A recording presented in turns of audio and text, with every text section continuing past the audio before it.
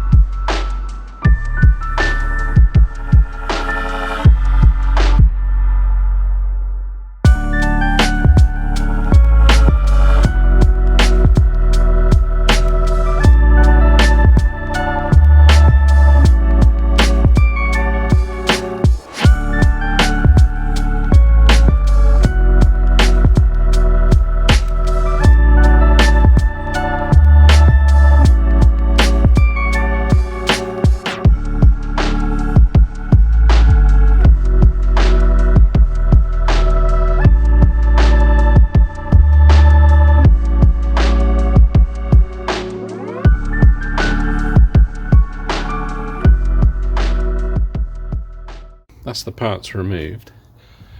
As you would have seen underneath here, it was quite dirty, so I've given it a quick wipe as the wind goes crazy.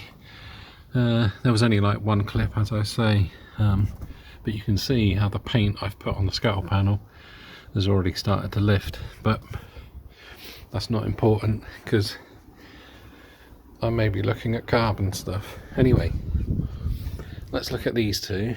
That's my one. That was the original to the car, and it's a bit scuffed, but as you can see, these are the important differences.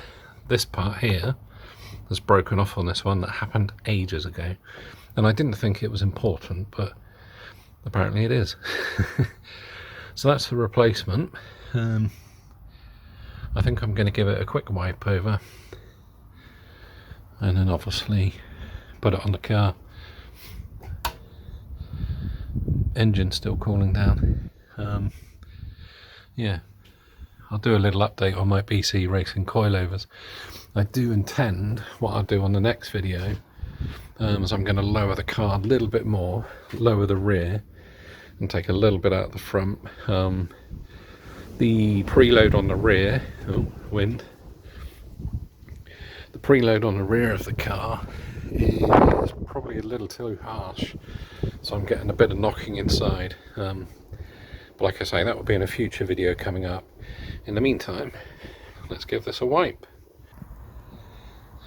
Bit hard to see, but I've used some plastic trim cleaning stuff by Maguire's, so that's looking a lot better. Almost as good as the other side, but again, like I say, they're scratched.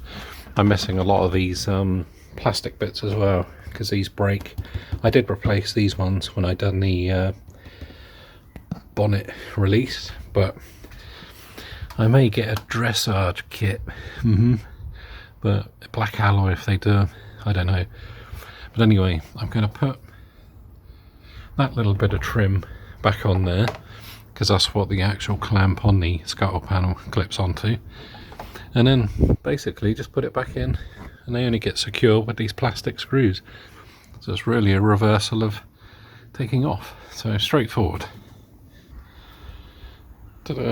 Shame I can't clean that bit up at the minute, but I may try and get a replacement bolt for that.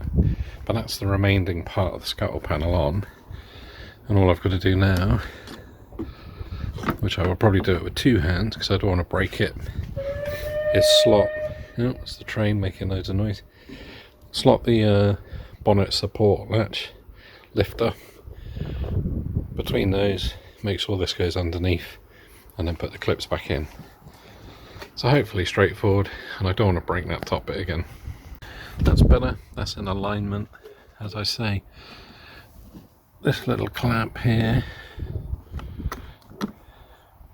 should go back on there, like so. Some of you may need to use bullnose pliers or something, and I've only got, for this hole, the top retainer because I've got no winners.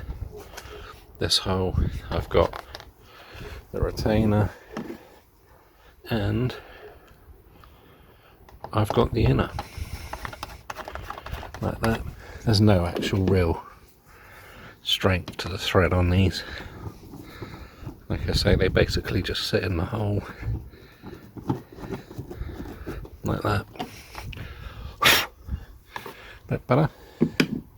And then the tiny piece of rubber that I cut out to help the water will go back in there. Helpful it's on camera pull. Yeah, so as you can see, the water that now runs down off the top of the bonnet will come into that groove, come down there. Some of it will go into this pool, and hopefully it won't pour down the inner wing. But who knows? Let's see what happens, because obviously in the previous video you'd have seen how to replace the wings because they rot like a bugger on the bottom. And I mean, these pre-facelifts, mine's 2007, so it's a good few years old and Fords do rust, hence why I replaced mine. But if you've not replaced yours, it could be worth having a poke with a screwdriver, and you may scare yourself. Talking of screwdrivers, let's pack that one away. And all I'm going to do now is check the screen wash, check the oil. I will be doing an oil change on it soon, and then yeah, pretty much it. As I say, if you come back for the next video, I will be doing the rear suspension, or trying to, if I can get the nuts and bolts undone. Hopefully I will be able to undo them because they've only just been done. Probably going to grease the threads of the shock just to protect them, because the amount of salt that's been on the roads lately is, well, it's for a good reason, but it's also terrible. But anyway, as per usual, thanks for watching. A very basic video, but as I say, I'm just documenting the stuff I'm doing to my car. I'm not kind of one of these, you know, other YouTubers that will just put 30 grand into a car in a 10-minute video. You know, this is my project car. I'm going to keep it for about 3 years and see where it ends up. But if you could do the decent thing, click on the subscribe button as I fall over a chair. And yeah, I will see you in the next video.